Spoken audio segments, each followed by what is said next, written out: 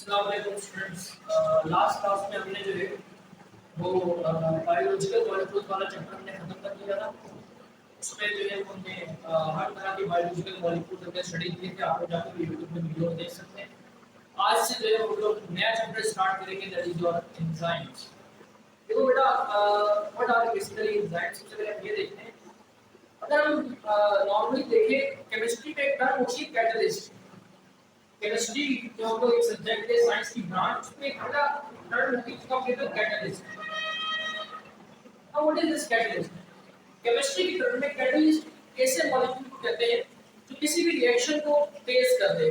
Suppose करते हैं कि जैसे मैं कहता हूं कि भाई ए जो है वो एक रिएक्शन के दौरान बी में कन्वर्ट हो रहा है। इसका केमिकल रिएक्शन, ये क्या है? रिएक्टेंट है। तो ये जो है वो आपस में ये क्या कर रहा है? रिएक्टेंट है, और ये क्या है? हमारा प्रोडक्ट। प्रोडक्ट। अब सपोज करते हैं कि ए को बी में कन्वर्ट होने में जो हमारा टाइम लग रहा है वो लग रहा है 1 आवर। कितना लग रहा है? 1 आवर, मतलब 1 घंटा लग रहा है।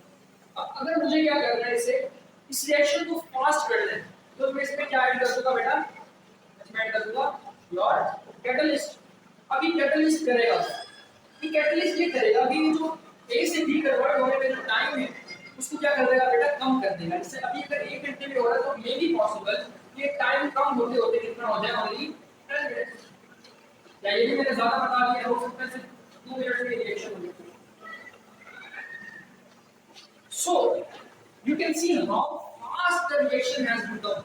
बेटा इस सिर्फ एक कैटलिस्ट के ऐड करने से रिएक्शन में कितना बड़ा फर्क आया, आप खुद देख सकते हैं। कितना ड्रास्टिक चेंज आया इसमें।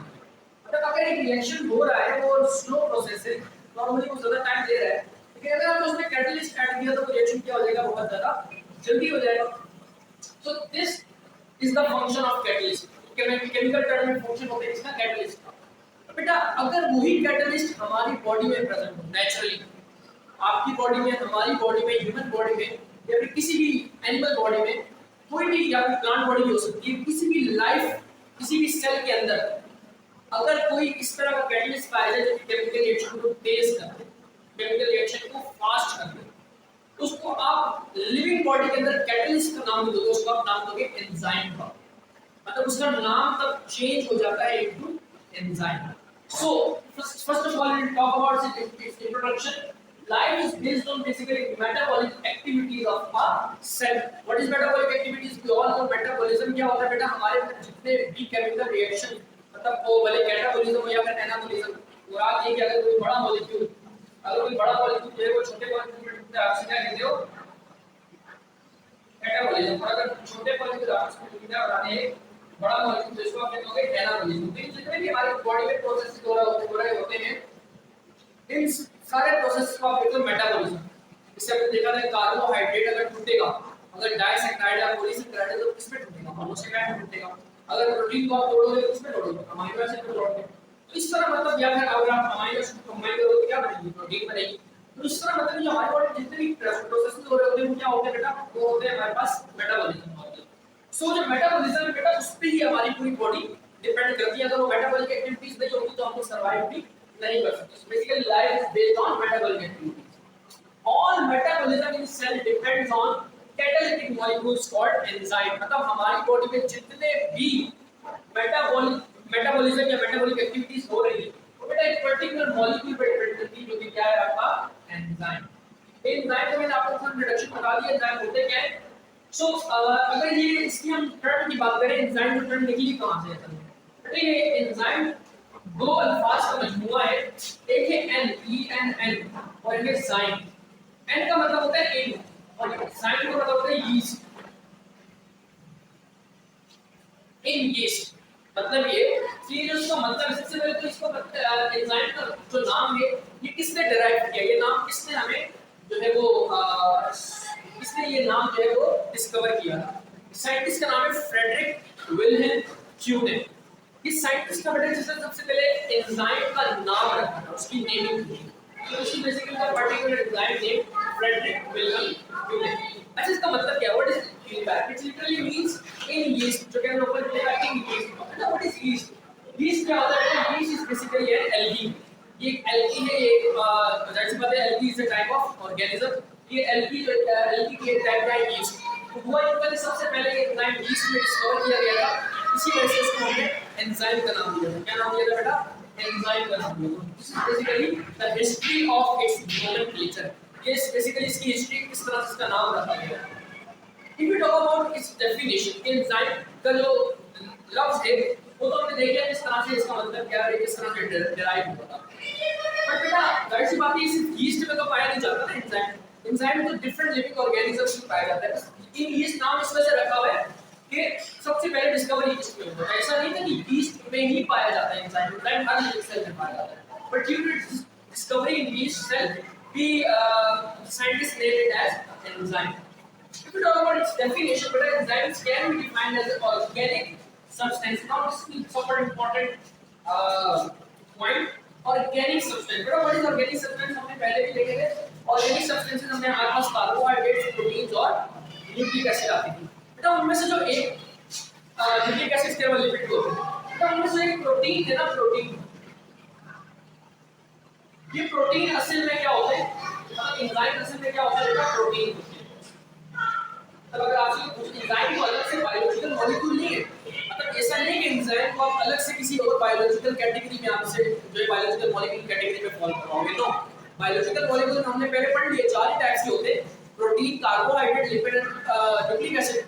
इसके अलावा जितने भी है वो उसकी सब ब्रांचेस है। जैसे कि जो एंजाइम है ना, एंजाइम इज बेसिकली प्रोटीन, और कुछ नहीं है। एंजाइम इज बेसिकली प्रोटीन, बस इसका नाम एंजाइम क्यों है वो आपको पता चल गया, और इसका फंक्शन क्या है वो हमने पढ़ लिया कि क्या करते हैं, केमिकल रिएक्शन को तेज करते हैं।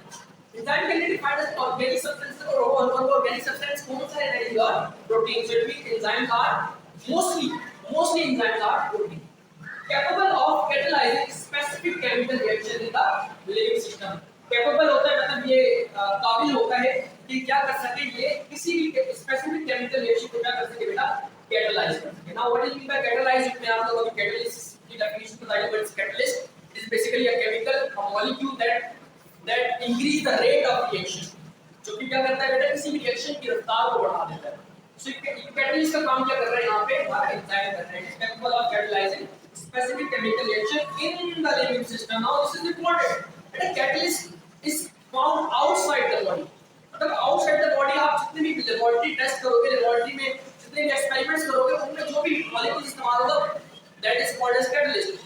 But if we talk about the molecule, the catalyst found in our body, या फिर living body, कोई भी living body हो सकती है, उसको आप catalyst का नाम दोगे, क्या नाम दोगे? Your enzyme. So catalyst तो होना चाहिए, catalyze होना चाहिए, लेकिन in the living system. So this is here the definition of enzyme. Now about 10 minutes में हमें ribozymes.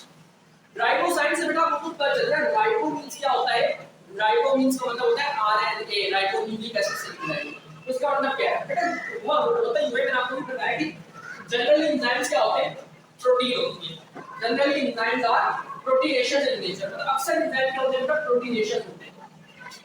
बट बेटा साइंटिस्ट को बाद में ये पता चला कि सारे एंजाइम जो होते हैं वो प्रोटीनेशियस नहीं होते। कुछ ऐसे एंजाइम्स होते हैं जो कि प्रोटीन के अलावा भी किसी चीज से मिलके बने हैं, दैट इज योर आरएनए। अब जो एंजाइम प्रोटीन के अलावा आरएनए से मिलके बना हो, प्रोटीन से नहीं, किससे?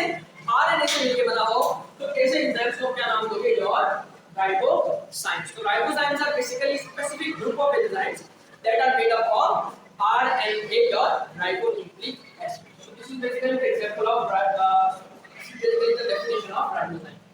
Now, सबसे पहले what is the function of this ribozyme? भाई जो हमारे पास ribozyme है, इसका फंक्शन क्या होता है कि ये भी कैटलाइज करता है रिएक्शन को। भाई एंजाइम है, तो कैटलिस्ट जाहिर सी बात है क्या करेगा? डिफरेंट रिएक्शन को कैटलाइज करेगा, उसको फास्टिंग करेगा। लेकिन ये नॉर्मल प्रोसेसेस को कैटलाइज नहीं करता। इसका नॉर्मल जो फंक्शन है वो कहाँ पे देखने को मिलता है हमें? ऐसे प्रोसेसेस जो कि क्या हो, जो कि इन्वॉल्व हो इन जेनेटिक इंफॉर्मेशन। जैसे भाई कोई भी ऐसा रिएक्शन जो कि इन्वॉल्व होगा इन प्रोसेसिंग जेनेटिक इंफॉर्मेशन जो कि कुछ पाए आप सेल। जैसे कि बेटा हमने प्रोटीन सिंथेसिस का प्रोसेस पढ़ा था। प्रोटीन सिंथेसिस के प्रोसेस में ट्रांसक्रिप्शन भी होता था और ट्रांसलेशन भी होता था। ये जो दोनों प्रोसेसेस थे उसमें क्या होता था? हम जीन को हम लेकर किसमें कन्वर्ट करते थे? मैसेंजर आरएनए में।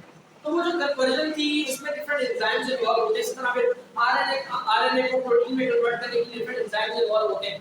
तो बेटा ये जो डिफरेंट एंजाइम्स हैं उनको हमने इतना डिटेल में स्टडी नहीं किया, उनके आपके बुक के स्कोप से बाहर है, बट आपको पता होना चाहिए कि जब भी आप किसी भी जेनेटिक इंफॉर्मेशन को प्रोसेस करोगे, आप किसी जीन को लेकर उसे खोलोगे, उसे प्रोसेस करोगे, भले वो प्रोटीन सिंथेसाइज करना हो या भले उस जेनेटिक मटेरियल को रेप्लिकेट करना हो, कुछ भी हो सकता है। तो जो भी हो, ऐसे रिएक्शन कैटलाइज करने का काम किसका है? राइबोसोम का। तो ribosome is a specific enzyme that is involved in processing genetic information to be used by our cell। मतलब ये किसी आम रिएक्शन कैटलाइज नहीं करने वाला राइबोसोम, बल्कि एक स्पेसिफिक केमिकल रिएक्शन करेगा जो कि किसमें इन्वॉल्व होंगे, that are basically involved in processing genetic information. मतलब वो जो कि डीएनए को प्रोसेस करने में जो रिएक्शन इन्वॉल्व होंगे वो रिएक्शन को कैटलाइज करेगा हमारे ribosome. This is basically the introduction of enzymes. के एंजाइम होते क्या है, उनकी डेफिनेशन क्या है, और इसके जो होते हैं हमारे पास कुछ इसके नेम किस तरह से दी गई, और बेटा इसकी एक फॉर्म है राइबोसोम्स, फॉर्म से स्टडी करिए। नेक्स्ट क्लास में इंशाल्लाह हम स्टडी करेंगे कि कैरेक्टरिस्टिक्स ऑफ एंजाइम्स क्या होते हैं, एंजाइम्स की डिफरेंट प्रॉपर्टीज क्या होती हैं।